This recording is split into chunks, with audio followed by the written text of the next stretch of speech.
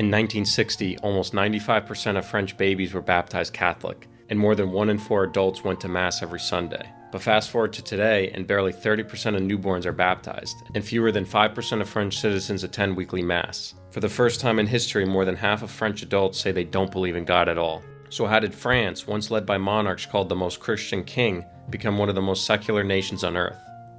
It all started with the French Revolution. In its early stages, revolutionary leaders viewed the Catholic Church as a pillar of the oppressive old order. The new National Assembly swiftly abolished the tithe and nationalized church lands in 1789. The next year, the revolutionary government passed the Civil Constitution of the Clergy. Henceforth, bishops and priests were to be elected by citizens and swear loyalty to the nation above Rome. The oath split the clergy. About 45% refused, becoming refractory priests who operated in hiding, while those who complied became constitutional clergy, aligned with the revolution. France suddenly had 2 churches, and the stage was set for a showdown over ultimate allegiance, God or the Republic. As the revolution radicalized during the Reign of Terror, it turned from reforming the church to attempting to eradicate Christianity altogether. A wave of dechristianization swept the country. In Paris, the revolutionaries turned Notre Dame Cathedral into a temple of reason, hosting secular spectacles in place of Mass. A new state-sponsored cult of reason staged flamboyant atheistic ceremonies. Famously, in June 1794, Maximilien Robespierre himself presided over a grand festival of the Supreme Being, inventing a civic deity of reason and virtue to replace the Christian God.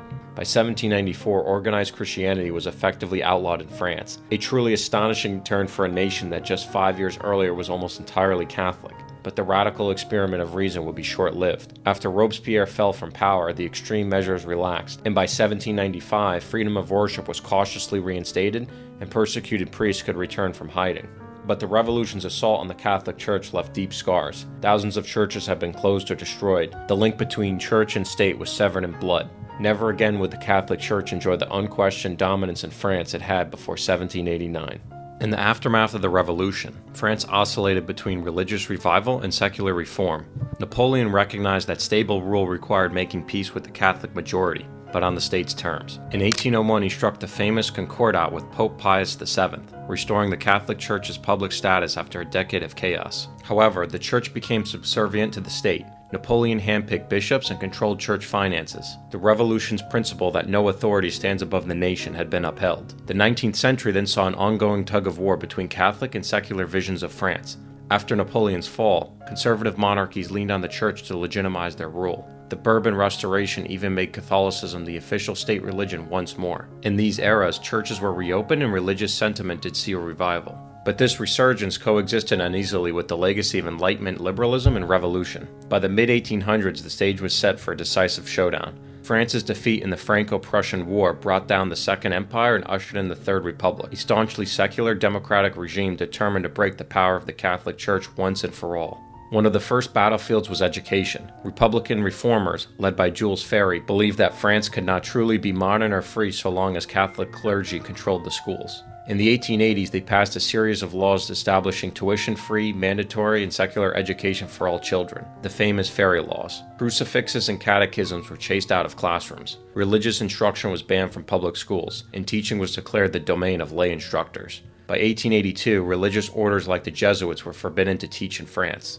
Anti-clerical sentiment only intensified with the Dreyfus Affair, a political scandal that split the nation. The Republic was in open war with the Church, determined to eliminate its influence in public life. After decades of seesaw struggles, the secular Republicans struck what they saw as the decisive blow. On December 9, 1905, Parliament passed a law of separation, which declared that the Republic neither recognizes, nor salaries, nor subsidizes any religion. In practical terms, this meant the Concordat of 1801 was abrogated.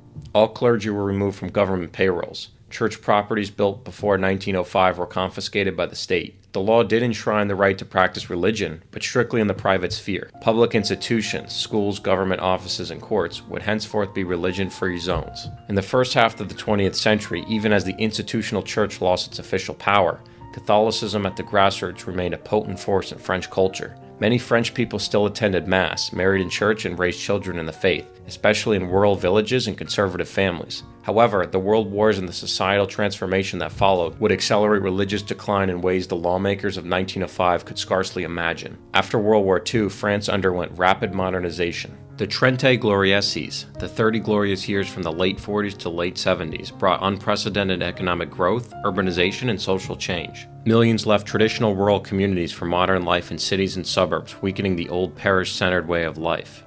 Education levels rose dramatically, and new media and consumer culture flourished.